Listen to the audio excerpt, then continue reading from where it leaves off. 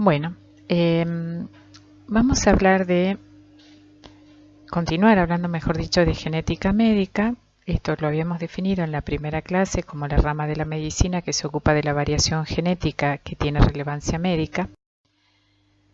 Habíamos comentado que la característica de los seres vivos, si bien es cierto, están determinadas por interacciones entre la información genética y el medio ambiente. Esta expresión se va a producir en el marco de una compleja red de interacciones en las que están incluidos los estímulos ambientales. Toda esta información disponible permite diseñar estrategias de atención primaria de la salud que mejoren la calidad de vida de la población en cualquier región o país del mundo. Es esta una responsabilidad estatal, social, familiar e individual.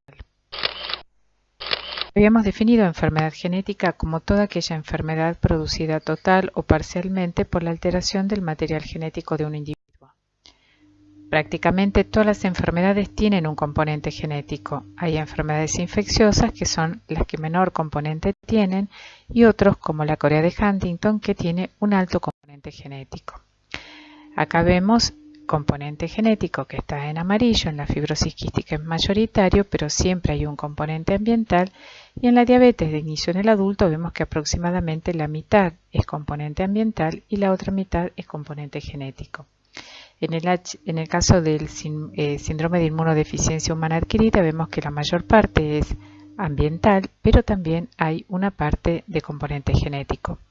De hecho, hay una población que está estudiada porque no se enferma del HIV, ni siquiera inyectándole el virus en la sangre, porque carecen de receptores para que el virus pueda ingresar a la célula. La información genética entonces es la información necesaria para el desarrollo de un individuo. Se transmite de padres a hijos, de generación en generación. Puede experimentar cambios que son el sustrato de la evolución o de la aparición a veces de la enfermedad.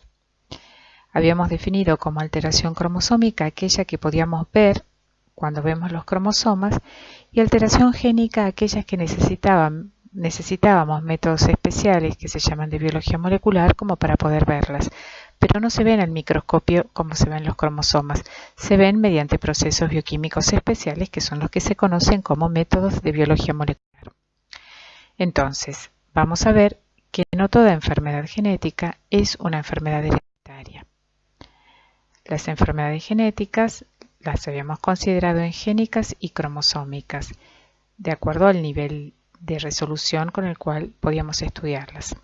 Las génicas pueden ser mendelianas, multifactoriales, mitocondriales o debidas a mutaciones dinámicas. Las mendelianas son las que hemos conocido como autosómicas ligadas al sexo, autosómicas dominantes recesivas ligadas al sexo, dominantes recesivas.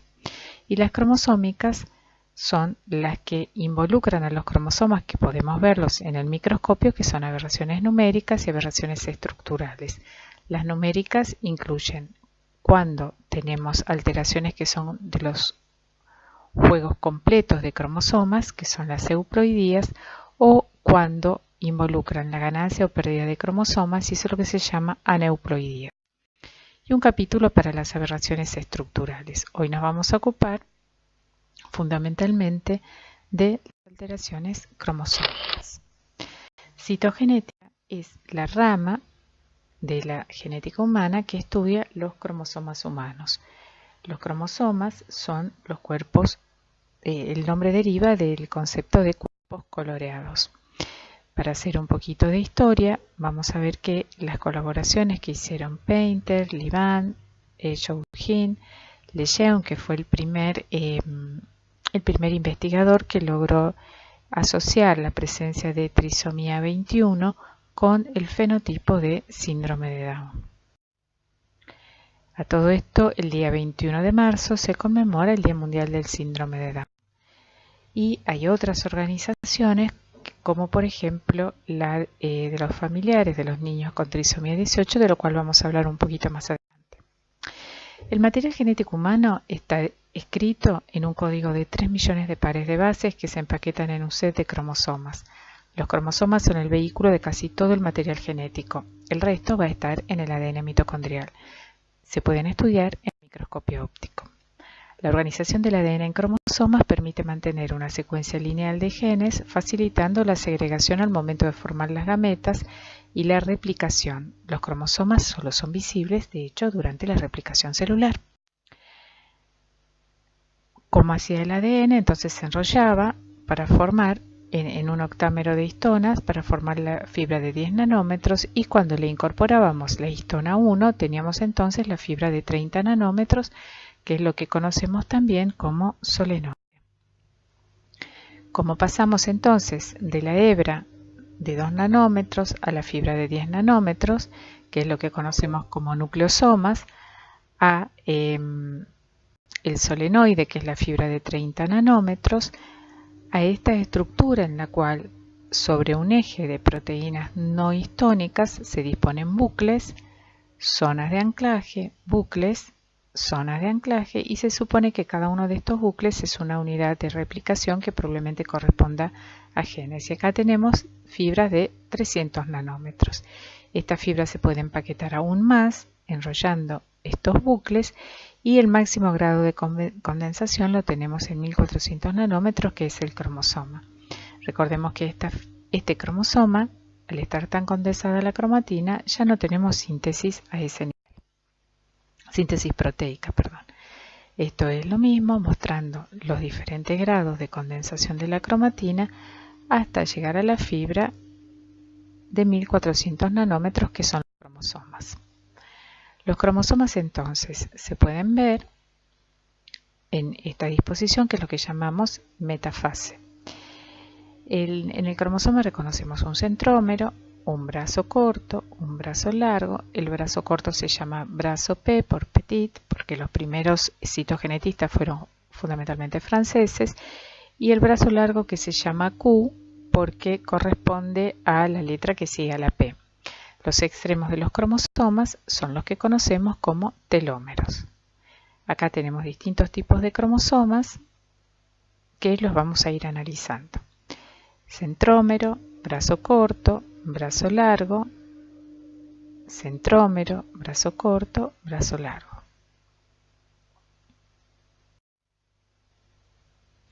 Esta es una microscopía electrónica de barrido para reconocer los cromosomas. Esto es simplemente de tipo ilustrativo. Acá tenemos la estructura nuevamente del cromosoma, el centrómero, brazo corto, brazo largo, telómeros, y cada una de estas son las cromátides. Si los cromosomas, antes de colorearlos, como veíamos anteriormente, con una coloración pareja, se le hace una digestión con tripsina, podemos distinguir que tiene un patrón de bandas claras y bandas oscuras. Acá también podemos reconocer brazo corto, brazo largo, región centromérica y los telómeros. Los cromosomas que tienen el brazo corto de la misma longitud del brazo largo es lo que nosotros conocemos como cromosomas metacéntricos. Cuando hay brazos cortos que son sustancialmente más cortos que los brazos largos, les llamamos submetacéntricos. Y cuando los cromosomas tienen el brazo corto sumamente cortito, es lo que llamamos acrocéntrico.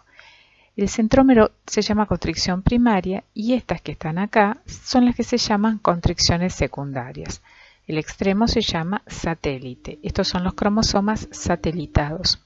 Estos son los cromosomas que llamamos organizadores nucleolares, porque en esa constricción secundaria está la secuencia de ADN altamente repetitivo que codifica para el ARN de 45S.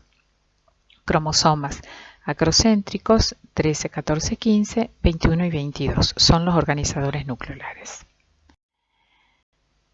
Acá recordamos lo mismo, y acá volvemos sobre la organización de bandas. Este dibujo donde están esquematizadas las bandas de un cromosoma es lo que conocemos como ideograma. Esto permite reconocer regiones en el cromosoma que se van a marcar a partir del centrómero. Entonces acá tenemos la región 1, la región 2, la región 3. Hacia abajo tenemos la región 1, la región 2, la región 3 y la región 4. Estas serían las regiones 1, 2 y 3 del brazo P estas son las regiones 1, 2, 3, 4 que corresponden al brazo largo, o sea, el que llamamos Q. El primer número representa la región, el segundo número la banda de la región y el tercer número es la subbanda de la banda.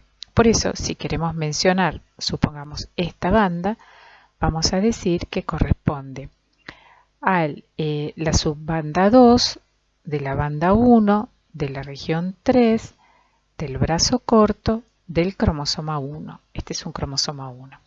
Si queremos señalar esta región, este punto, vamos a decir corresponde a la subbanda 2 de la banda 1 de la región 2 del brazo largo del cromosoma 1. Los cromosomas humanos se encuentran en dotación diploide, es decir, 23 pares de cromosomas en las células somáticas, son 22 autosomas y hay un par de cromosomas que presentan dimorfismo sexual en el hombre, XY, y que son iguales en las mujeres, XX.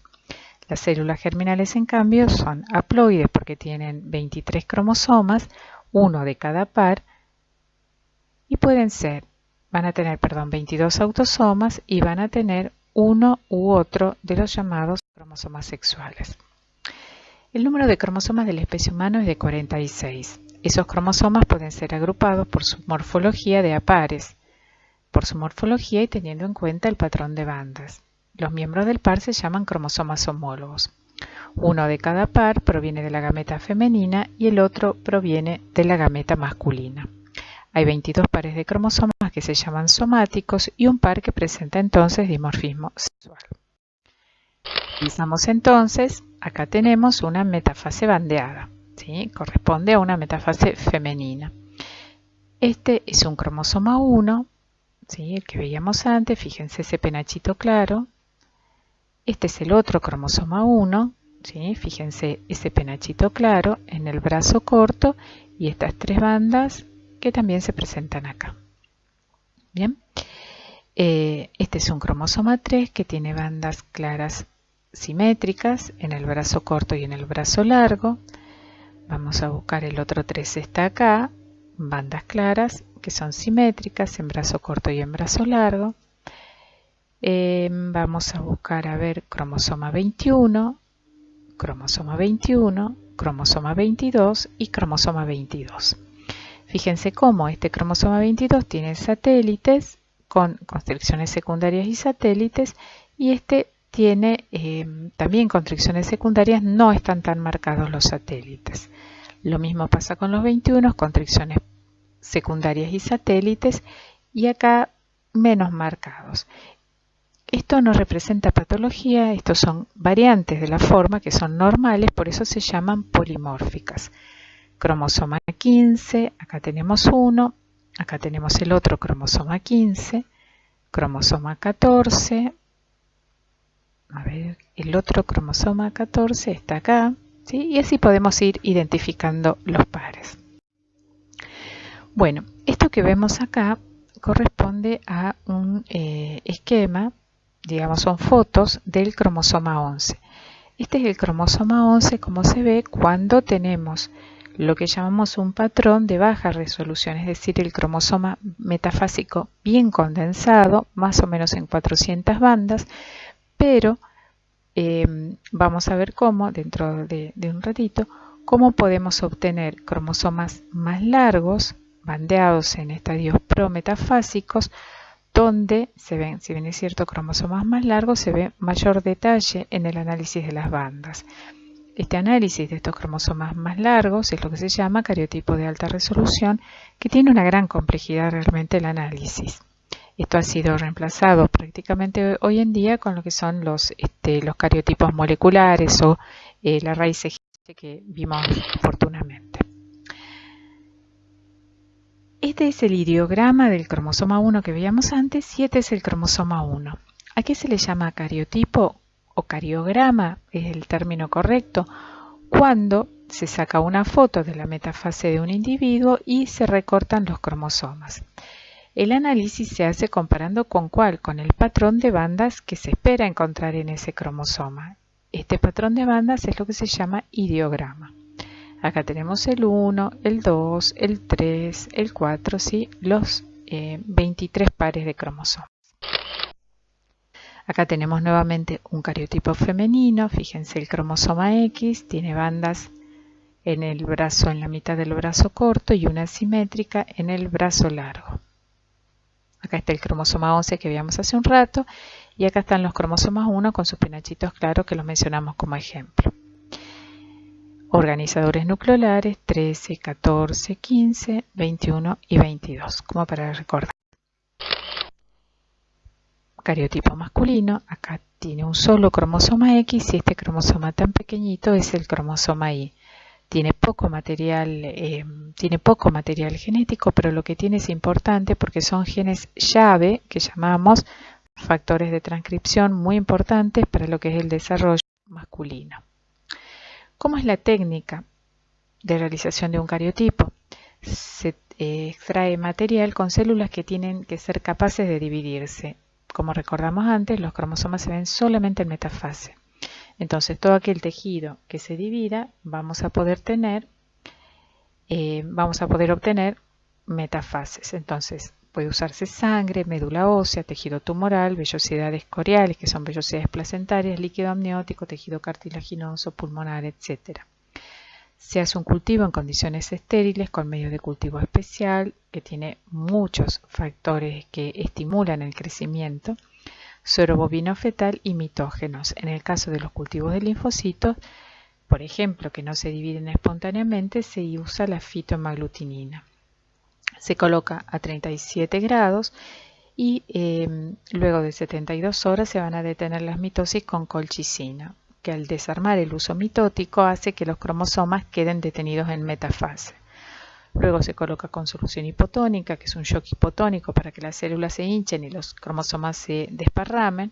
Se le agrega fijador y a partir de ella se realizan los extendidos. Se observa el microscopio, se analiza y se hacen fotografías de registro.